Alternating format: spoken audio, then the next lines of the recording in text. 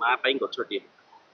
All Odisha contractor welfare association ତରଫରୁ ଆଜି ଦେଶର ପ୍ରଧାନମନ୍ତ୍ରୀ ଶ୍ରୀଯୁକ୍ତ ନରେନ୍ଦ୍ର ମୋଦିଙ୍କର ଆହ୍ୱାନ କ୍ରମେ ଯେଉଁ ସଂକଳ୍ପ ରହିଛି ମା ପାଇଁ ଗଛଟିଏ, ଏ ସମାଜକୁ ପରିବର୍ତ୍ତନ କରିବା ପାଇଁ, ସମାଜ ଜଳବାୟୁ ଯେତେବେଳେ କୋଉଠି ନା କୋଉଠି ଆମକୁ କଷ୍ଟ ଦେଉଛି, ତାକୁ ପରିବର୍ତ୍ତନ ପାଇଁ ପୁଣି ଥରେ ପୂର୍ବ ଜଳବାୟୁକୁ ଫେରାଇ ଆଣିବା ପାଇଁ ସବୁଆଡ଼େ ଦେଶ ସାରା ଗଛ ଲଗାଇବା ପାଇଁ ଏକ ନିଷ୍ପତ୍ତି ନିଆଯାଇଛି, ଏକ ସଂକଳ୍ପ କରାଯାଇଛି।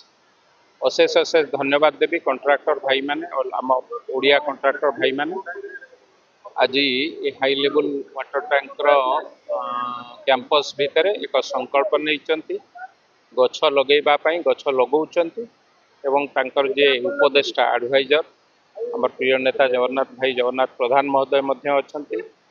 ଏ ଅନୁଷ୍ଠାନର ସଭାପତି ସମ୍ପାଦକ ମଧ୍ୟ ଅଛନ୍ତି, ସମସ୍ତ ସଭ୍ୟ ଅଛନ୍ତି, ସମସ୍ତଙ୍କୁ ଅଶେଷ ଅଶେଷ ଧନ୍ୟବାଦ ଦେବି। ଏଭଳି ଏକ କାର୍ଯ୍ୟକ୍ରମ ସମାଜ ପାଇଁ ଆହ୍ୱାନ ଦେଲା ଭଳି କାର୍ଯ୍ୟକ୍ରମ, ଆମ ସମସ୍ତଙ୍କର ମିଳିତ ଦାୟିତ୍ୱ ଯେତେ ଆମେ ଗଛ ଲଗାଇ ପାରିବା ଏବଂ ପରବର୍ତ୍ତୀ ପିଢ଼ି ପାଇଁ ଏକ ନୂଆ ସ୍ୱପ୍ନ, ଯେଉଁ ନୂଆ ସ୍ୱପ୍ନ ରହିଛି ପରବର୍ତ୍ତୀ ପିଢ଼ି ସେମାନେ ଭଲରେ ଜୀବନ ଜୀଇବେ। ଗଛର ଧର୍ମ ହେଲା ବିଷକୁ ନିଜ ଦେହକୁ ନିଏ, ବିଷ ପାନ କରେ, ଅମୃତ ପ୍ରଦାନ କରେ।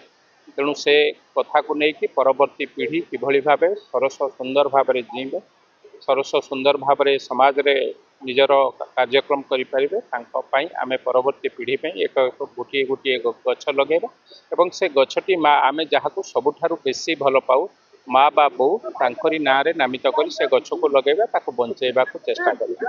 ମୁଁ ଅଶେଷ ଅଶେଷ ଧନ୍ୟବାଦ ଦେବି ଏଭଳି କାର୍ଯ୍ୟକ୍ରମ କରିଥିବା ଏ ଅନୁଷ୍ଠାନର ସଭାପତି ସମ୍ପାଦକଙ୍କ ସଙ୍ଗେ ସଙ୍ଗେ ସମସ୍ତ ସଭ୍ୟମାନଙ୍କୁ ଏଭଳି କାର୍ଯ୍ୟକ୍ରମ, ଏଭଳି ଭଲ କାମ କରୁଥିବାରୁ ସମସ୍ତଙ୍କୁ ଅଶେଷ ଅଶେଷ ଗଛ ଲଗାଯାଉଛି, ପର ମୁହୂର୍ତ୍ତରେ ତାର ଯତ୍ନ ନିଆଯାଉନି।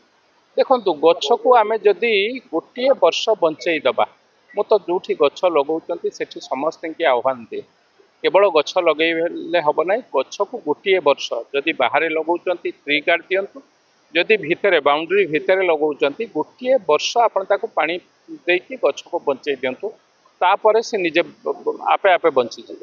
ତେଣୁ ଆମ ସମସ୍ତଙ୍କର ନୈତିକ ଦାୟିତ୍ୱ, ଏଇଟା କାହାକୁ ପାଠ ପଢ଼ିବା କଥା ନୁହେଁ, ଆମ ସମସ୍ତଙ୍କର ଦାୟିତ୍ୱ, ଖାଲି ଦାୟିତ୍ୱ ନୁହଁ ତ କର୍ତ୍ତବ୍ୟ ମଧ୍ୟ। ଆମେ ସମସ୍ତେ ଗଛ ଲଗାଇବା, ଏହା ସମାଜ ପାଇଁ ଆବଶ୍ୟକ, ଆମ ପରବର୍ତ୍ତୀ ପିଢ଼ି ପାଇଁ ଆବଶ୍ୟକ।